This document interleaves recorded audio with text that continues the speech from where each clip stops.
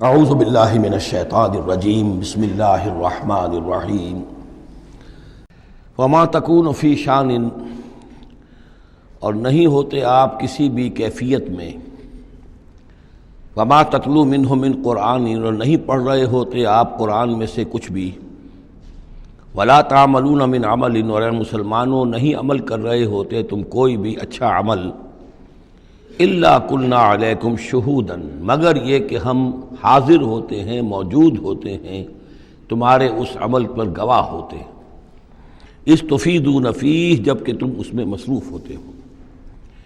یہ بڑی ہے ایک بشارت والی بات ہے کہ بندہ مومن کو یقین دلایا جائے کہ جو خیر تم کما رہے ہو، جو بھلائی کر رہے ہو، جو نیکی کر رہے ہو، تمہارا رب اسے دیکھ رہا ہے۔ وہ بات نہیں ہے کہ مر گئے ہم، انہیں خبر نہ ہوئی۔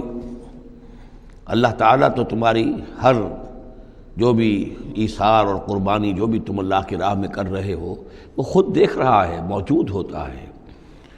اس میں دیکھیے خاص کیف ہے، اے نبی، پہلے خطاب ہے حضور سے واحد کے صیغے میں، اے نبی آپ جس کیفیت میں بھی ہوتے ہیں، ما تکون فی شان وما تتلو منہ من قرآن، اور جو قرآن میں سے آپ پڑھ رہے ہوتے ہیں، کوئی حصہ، کوئی صورت خود پڑھ رہے ہوں، پڑھ کر سنا رہے ہوں، اور اب رخ بدلا ہے اہل ایمان کی طرف، مسلمانوں کی طرف، ولا تعملون من عمل، اور اے مسلمانوں جو عمل بھی تم کرتے ہو، من عمل، کہ جو اچھا عمل ہو، نیک عمل ہو، الا کلنا علیکم شہودا، ہم تم پر، تمہارے پاس موجود ہوتے ہیں، استفیدون فی، جب کہ تم اس میں مصروف ہوتے ہو۔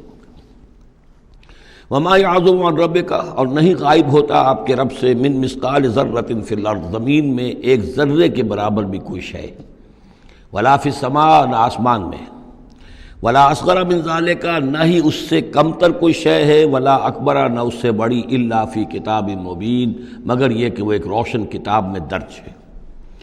یہ روشن کتاب ہے اللہ تعالیٰ کا علم قدیم۔ الا ان اولیاء اللہ لا خوف علیہم ولا هم یحزنون، آگاہ ہو جاؤ، اللہ کے دوستوں پر نہ کوئی خوف ہے، نہ وہ حزن سے دوچار ہوں گے۔ یہ اولیاء اللہ کون ہیں؟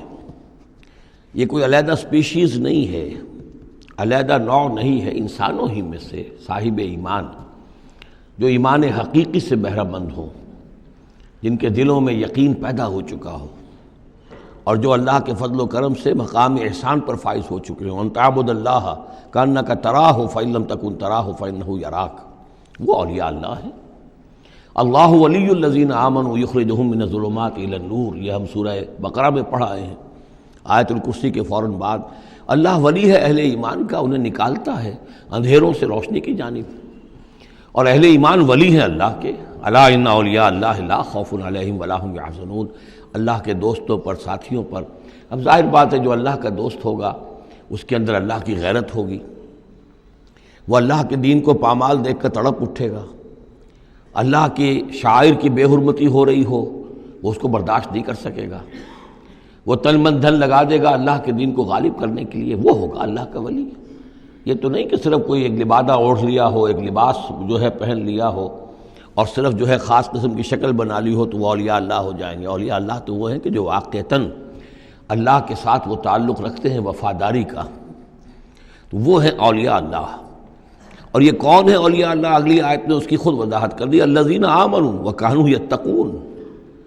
یہ کوئی نئی سپیشیز نہیں ہے، انسانوں میں کوئی علیحدہ قسم کے انسان نہیں ہے، وہی انسان کہ جو صاحب ایمان ہو اور تقوی کی روش اختیار کرے، اور وہ تقوی ہم پڑھ چکے ہیں، اذا اتقوا وآمنوا وعملوا الصالحات ثم اتقوا وآمنوا ثم اتقوا واحسنوا واللہ یحب المحسنین، یہ سورہ مائدہ کے اندر آیت آ چکی ہے۔ یہ تقوی جو ہے درجہ بدرجہ اہل ایمان کو اور اونچے سے اونچے مدارج کی طرف لے جاتا ہے۔ لہم البشریٰ فی الحیات الدنیا، ان کے لیے دنیا کی زندگی میں بھی بشارتیں ہیں۔ یہ بشارت کس اعتبار سے ہے؟ جو ہم سورہ توبہ میں پڑھ چکے ہیں کہ هل تربصون بنا الا احدی الحسنیین، ہمارے لیے تو دو اچھائیوں کے سوا کسی تیسری چیز کا تصور ہی نہیں۔ بشارت ہی بشارت ہے، کوئی تکلیف بھی آئی ہے تو ہمارے رب کی طرف سے آئی ہے۔ لن یصیبنا الا ما کتب اللہ لنا ہوا مولانا، اس پہ گھبرانے کی کیا بات ہے؟ دوست کی طرف سے اگر کوئی شے آئی ہے، اور پھر یہ کہ ہمیں پتہ ہے کہ اس میں ہمارا خیر ہے، اسی میں بھلائی ہے۔ ایک چیز ناگوار تو ہے، بچے کو انجیکشن لگا ہے تو رو تو رہا ہے وہ، لیکن معلوم ہے کہ اس کے والدین کو تو معلوم ہے کہ یہ اس کے علاج کے لیے ہمیں ٹیکہ لگوا رہے ہیں، تو تکلیف بھی دنیا میں اللہ کی طرف سے آتی ہے، بندہ مومن سمجھتا ہے یہ میرے حق میں خیر ہے، بھلائی ہے، میرے لیے تو خیر ہی خیر ہے، شر کا سوال ہی نہیں۔ لہم البشرا فی الحیات الدنیا وفی الآخرہ، اور آخرت میں بھی لا تبدیل لکلمات اللہ، اللہ کی باتوں کو کوئی بدل نہیں کر سکتا۔ ذالک هو الفوز العظیم، یہی بہت بڑی کامیابی ہے۔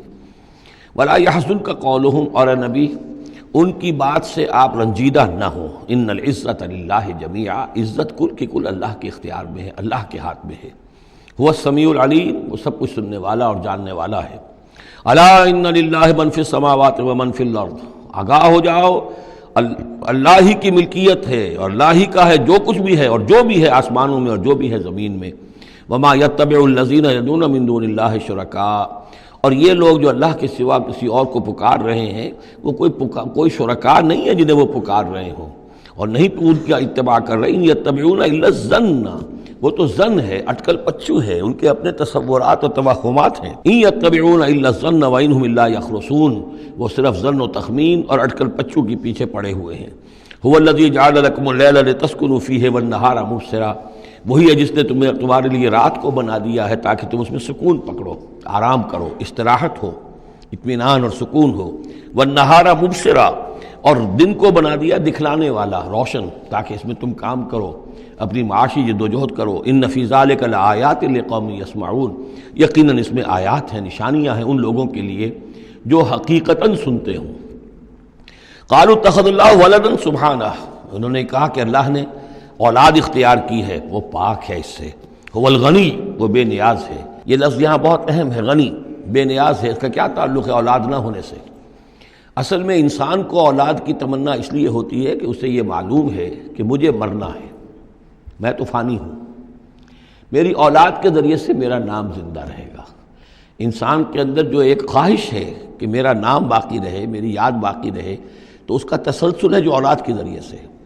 اللہ تعالیٰ چونکہ فانی نہیں ہے، باقی ہے، اسے کسی اولاد کی احتیاج نہیں ہے، وہ ہمیشہ خود قائم رہنے والا ہے، اس لیے اس کی شان اس سے بہت بلند ہے کہ اسے اولاد کی حاجت ہو۔ هو الغنی، وہ تو اس سے غنی ہے، بے نیاز ہے۔ لہو ما فی السماوات و ما فی الارض، اسی کا ہے جو کچھ کہ ہے آسمانوں میں اور جو کچھ کہ ہے زمین میں۔ ان عندکم من سلطان بہذا، نہیں ہے تمہارے پاس کوئی سند، کوئی دلیل اس چیز کے لیے کہ تم نے اللہ کے لیے اولاد تراش لی ہے۔ اتقولون علی اللہ ما لا تعلمون، کیا تم اللہ کی طرف منسوب کر رہے وہ چیزیں جن کے لیے تمہارے پاس کوئی علم نہیں، کوئی دلیل نہیں، کوئی سند نہیں۔ قل ان الذین یفترون علی اللہ الکذب لا یفلحون، کہہ دیجئے وہ لوگ جو اللہ تعالیٰ کی طرف جھوٹ باتیں منسوب کرتے ہیں، افتراء کرتے ہیں، وہ کبھی فلاح نہیں پائیں گے۔ متاع فی الدنیا، دنیا میں ان کے لیے ساز و سامان ہے، رہنا بسنا ہے، اس کے لیے کچھ ضرورت ہم نے ان کو ضرورت کی چیزیں دے دی ہیں۔ ثم الینا مرجعہم، پھر ہماری طرف ان سب کا لوٹنا ہے۔ ثم نذیقہم العذاب الشدید بما کانوا یکفرون، اور پھر ہم انہیں مزہ چکھائیں گے بہت سخت عذاب کا، ان کے کفر کی وجہ سے جو وہ کرتے رہے تھے۔ صدق اللہ العظیم۔